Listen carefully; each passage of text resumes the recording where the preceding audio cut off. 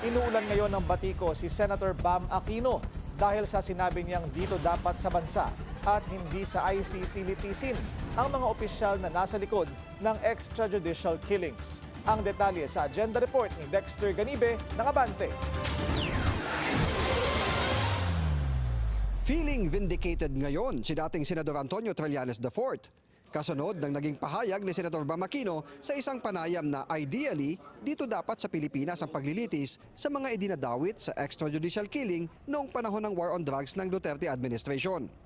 Sabi ni Trillanes, ngayon napatunayan na totoo ang kanyang sinabi noong kampanya para sa 2022 elections laban kay dating Vice President Leni Robredo na kapag nanalo sa pagkapangulo ay hindi niya isusuko sa International Criminal Court si nooy Pangulong Rodrigo Duterte. Sandamakmak ang pambaba sa kanya noon mula sa mga kakampink.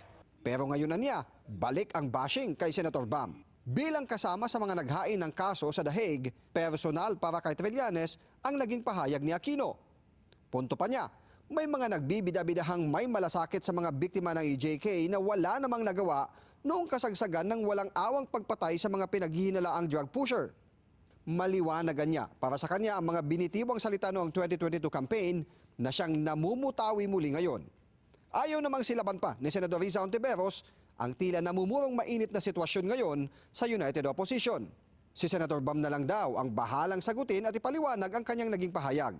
Pero para kay Hontiveros, pabor siya sa ongoing case ngayon ng ICC sa war on drugs.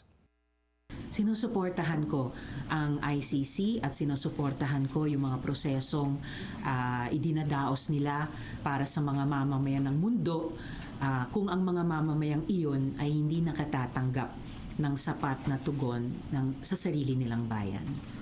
Sa kabila ng mga pahayag ni Trillanes, mananatili raw ang pagkonsidera ni Hontiveros sa kanya bilang kaalyado.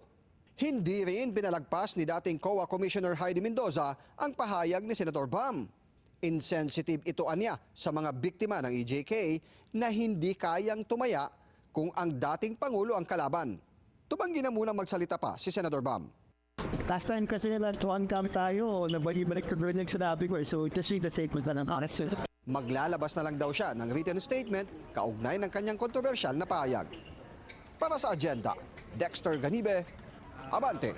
Manatiling nakatutok sa Bilyonaryo News Channel. Sumubaybay sa aming social media accounts at mag-subscribe sa aming YouTube channel para sa mga eksklusibong balita at storya.